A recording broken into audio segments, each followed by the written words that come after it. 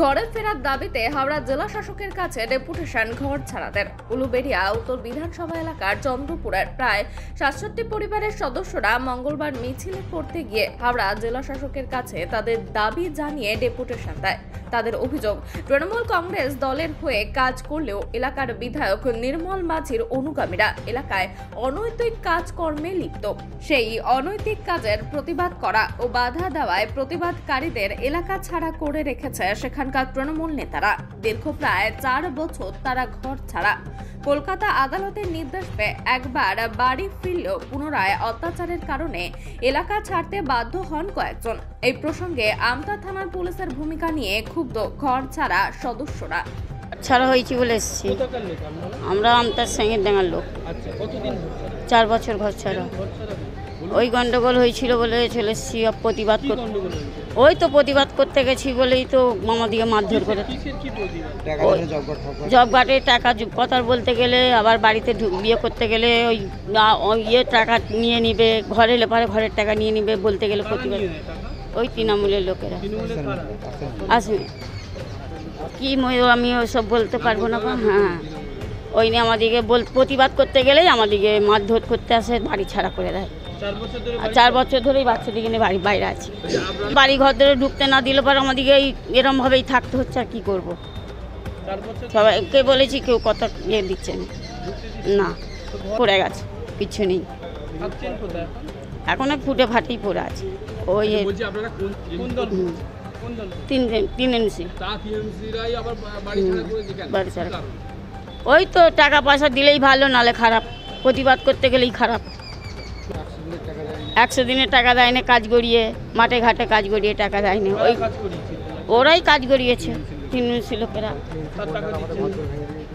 টাকা পয়সা কিছু দেয় না। টাকা অর্ধেক নিয়ে নিবে, অর্ধেক দিবে। বাড়ি যাই টাকা চাইতে গেলে টাকা বলবে নেই, টাকা এখন পাইনি, টাকা এখন দেয়নি। বাড়ির যে ঘরে ইয়ে থাকেন দেয় না। হ্যাঁ, ওই টাকা অর্ধেক নিয়ে নেবে, অর্ধেক টাকা দিবে। ওই তৃণমূলের লোকেরা। হ্যাঁ, টাকা সব এলে বলতে যাবো না। অর্ধেক দিলে পারে, অর্ধেকের কথা তো বলবোই। হ্যাঁ, আমাদের ঘর ছাড়া করেছে, মারধর করে দাঁড়িয়ে দিয়েছে। আবার যে ঘর করে এই যে অফিস ইয়ে থাকেন ঘর দিয়ে পার্টি থাকেন, সেই পার্টির ঘর অর্ধেক ভেঙে দিয়েছে। ওই তো আটা চাল মেরে খাচ্ছে, টাকা পয়সা মেরে খাচ্ছে। ওই তৃণমূলের লোকেরাই মেরে খাচ্ছে। বলতে গেলে মারধর করছে। ছেলে পড়ি মেয়ে ছেলে ধর ন্যাংটো করে মারতে যাচ্ছে, ন্যাংটো করে কাপড় চাপড় কেড়ে নিচ্ছে। হ্যাঁ, আমাদের ঘরে বাস করতে দিচ্ছে না। ছেলেরা ভয়ে পালাচ্ছে। আমরা বৌঝিকে নিয়ে কোথায় থাকবো? ওই রাস্তাঘাটে পড়ে থাকি। আবার হ্যাঁ, 4 বছর। তারপরে 7টা ছাগল ছিল, 7টা ছাগলকে কেটে ফেলে দিয়েছে। কপার জানলা ভেঙে সব পুকুরে ফেলে দিয়েছে। ওই তৃণমূলের লোকেরা। হ্যাঁ, আসবার বাস স্বপন খারাপ করেছে। ওই তৃণমূল লোক। বলতে গেলে জুলুম করে মারতে ধরতে যাচ্ছে ছেলে মেয়ে সব। ওদের কাছ থেকে ঘর পড়া টাকা ফাঁকা চেয়েছিল, যার জন্য তুমি ওইরকম করে তুমি দেখি নিয়ে নিচ্ছে, আমাদের ঘর দিচ্ছে না। তো মারধর করছে, মদ ভাত খাইয়ে নিয়ে সব মদ দৌড় করে তাইয়ে দিচ্ছে।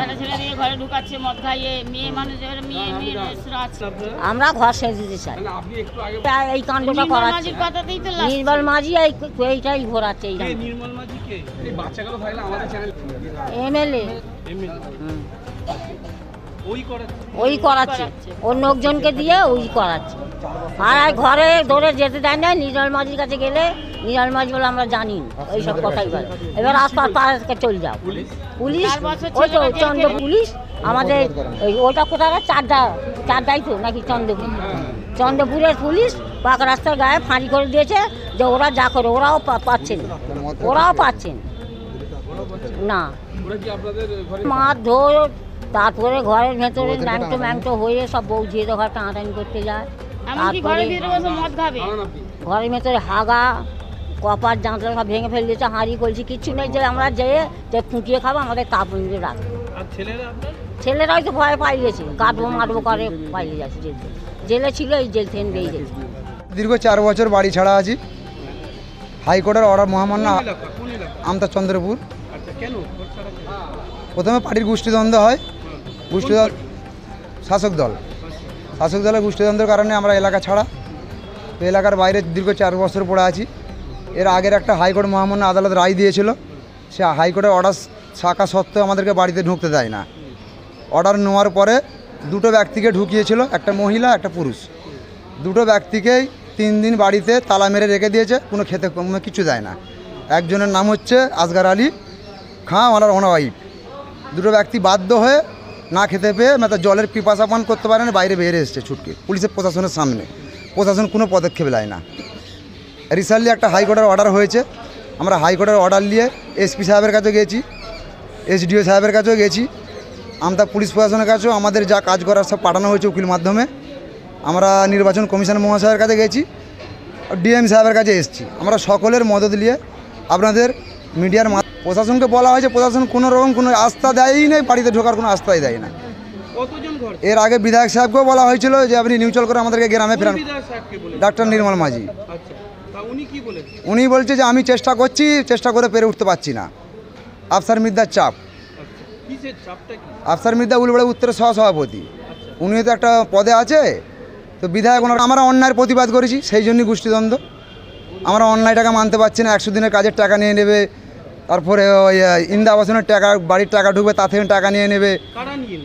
যারা এলাকায় আছে আফসার মির্জার অনুগামী, আফসার মির্জা টিএমসি পার্টিরই।